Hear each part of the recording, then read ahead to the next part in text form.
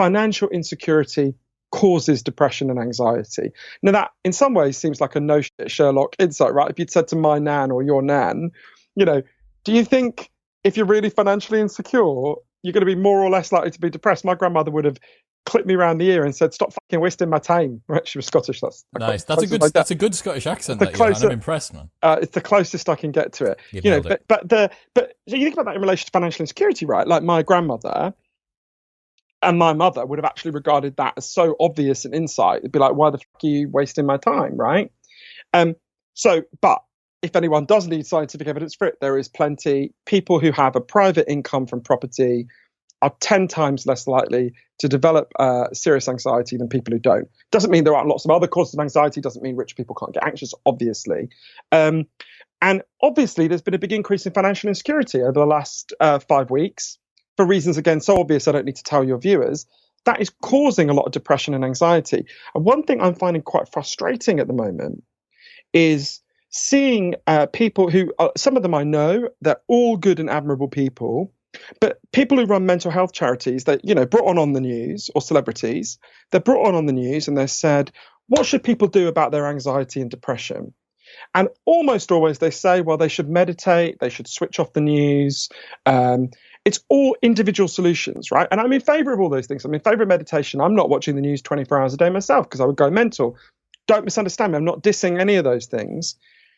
But that is so limited a set of solutions as to be insulting. If you are worried how you're going to pay your rent next week, next month, if you are worried how you're going to feed your kids, how you're going to, and it goes to the heart, what I think is the most important insight of what I learned in the research for Lost Connections, which is for a really long time, we've been told implicitly, it's not the goal of anyone to communicate this to us, but implicitly, we've been told that our depression and our anxiety are malfunctions, right? They're signs of being broken on the inside. And mostly, depression and anxiety are not malfunctions. They're signals, right? They're signals that something isn't going right, either in your psyche or in the environment. And they're signals that we need to change. And what we need to do is stop insulting those signals by saying that they're a sign of weakness or craziness or purely biological malfunctions, and instead listen to them. Because if you listen to the signal, you can find a solution. And it's not like there aren't solutions to financial insecurity, right? What the British government has done, they've done some good things on this. They've certainly been better than the US in terms of financial support. But the single best, if you look at, let's look at El Salvador, right? El Salvador is one of the poorest countries in the world. I've been there. It's staggeringly poor. The government of El Salvador has cancelled everyone's rent and everyone's utility bills till this crisis is over, right? Now, there's no one watching your podcast who's going to doubt that people are going to be a shit ton less anxious in El Salvador. Now they know they don't have to worry about their rent and their utility bills, right? A big part of what I'm arguing is we need to expand our idea of what an antidepressant is, right? Anything that reduces depression and anxiety should be seen as an antidepressant. For some people, that will include drugs. But precisely because these problems go deeper than our biology, the solutions need to go deeper than our biology too. So, I'm happy to talk about other causes of depression and anxiety that have risen in this crisis.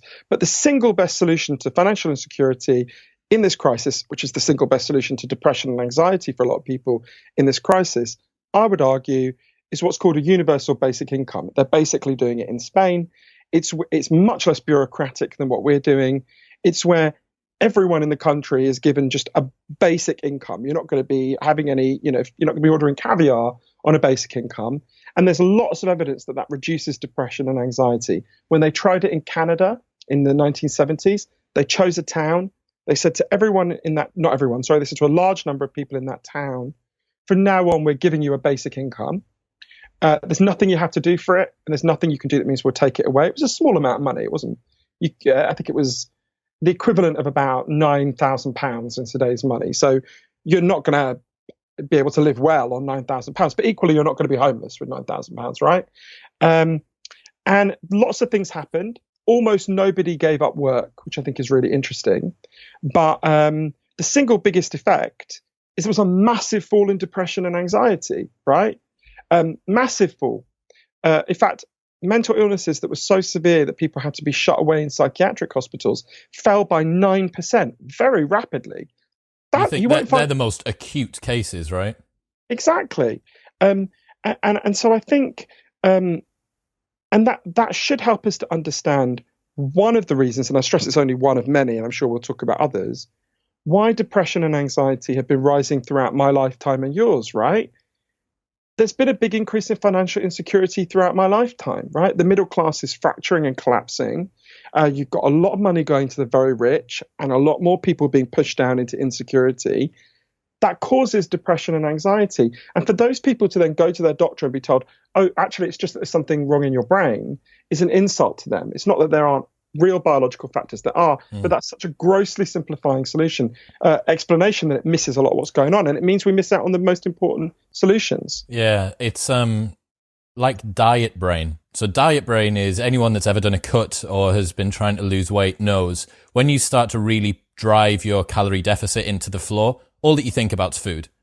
All that you're thinking about is, oh God, that sweet potato really didn't fill me up, or I wonder when I can next have my 10-calorie Roundtree's jelly or whatever it might be. You can tell that I'm dieting at the moment as well. And it's the same, right? You know, it's that bottom of Maslow's hierarchy of needs. It's food, shelter, and money is just a proxy for all of those things, right? Money is the root cause of food, shelter, safety, blah, blah, blah. And without that, it's the thing. Anyone who's ever been skinned, you're just thinking, this is a thought, and then at the end, there's an affix of, but I'm skinned. This is a thought, oh, but money worry. This is a thought, and it's the same with, this is a thought, but I'm hungry. This is a thought, but I'm hungry. And it's diet brain. I've tried to summarize Lost Connections in one sentence. I'm going to see. Oh, go on, let me see. I'm going to see what you think. Your state of mind and mental health is much more under your control than you or the medical industry might think. I would only change one word in that, which is I would say our control, not your control. Nice. That's one letter. That was one letter. Fuck. You're one letter away. Because I do think it's important to explain to people that a lot of these problems can't be solved by us as isolated individuals. Some of them can. A lot of them can't. But they can be solved by us together as groups, right? And so I would try to explain to people that we can regain control collectively over many of the things that have been fucking with us, that are making some of us anxious and depressed, and a lot more of us a lot less happy than we otherwise would be, right? Mm-hmm. But I think that's a pretty good summary. So I want to go high level for the people who haven't read Lost Connections. Can you just run us through the 9 and the 7? The causes and the solutions. Just titles of that, and then I want to. It can sound a bit weird. Can I talk about something that connects a lot of them? Yes. I think would be a better way of explaining to people. Yes. So this is not true of all of them, but it connects a lot of them. So and it relates exactly to what you just said. So everyone knows they have natural physical needs, obviously, right? You need food, you need water, you need shelter, you need clean air. If I took those things away from you, you'd obviously be in trouble really quickly. But there's equally strong evidence that all human beings have natural psychological needs, right? You need to feel you belong. You need to feel you're connected to other people. You need to feel your life has meaning. You need to feel your work has meaning. You need to feel you've got a future that makes sense. And the culture that we've built is good at lots of things, right? I'm glad to be alive today. A lot of things are better than they were in the past. But we've been getting less and less good at meeting these deep underlying psychological needs that people have, a lot of them, not all. And I think this is the key reason why depression and anxiety have been going up. And you know, there are loads of different people who explain this to me in all sorts of different ways.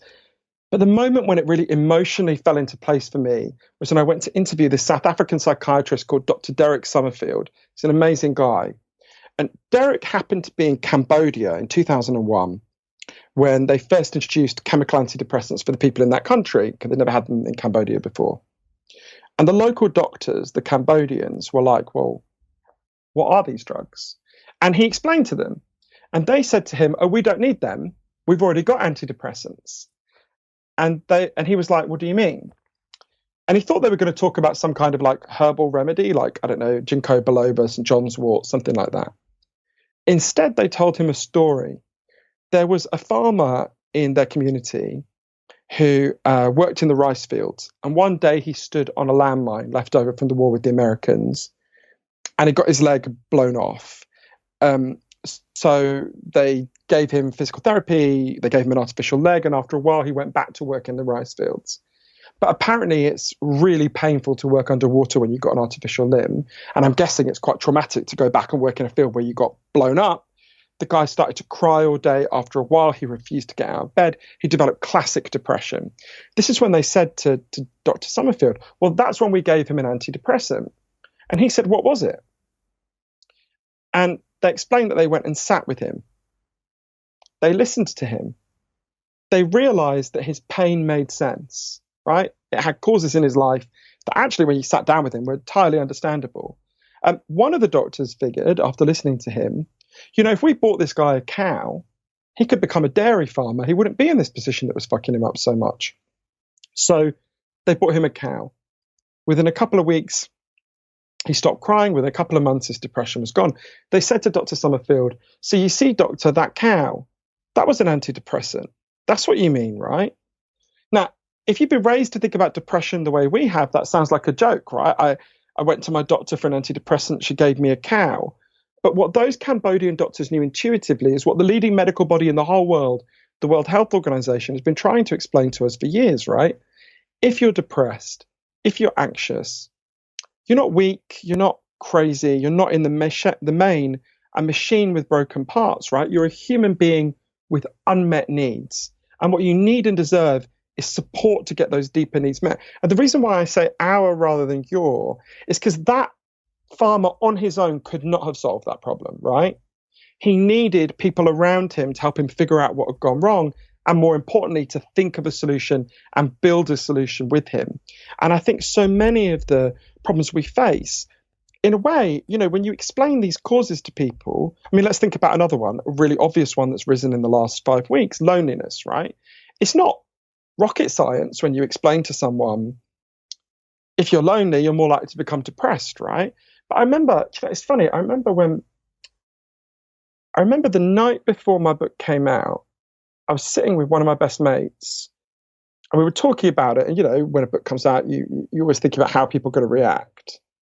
And I said, I think most people are going to say, obviously there's interesting stuff that people could learn and lots of stories and facts and people they won't know about in the book. But I thought some of the ideas, they're going to go, well, no shit, Sherlock. Why the fuck did what we needed you to tell us that loneliness and financial insecurity causes depression, right?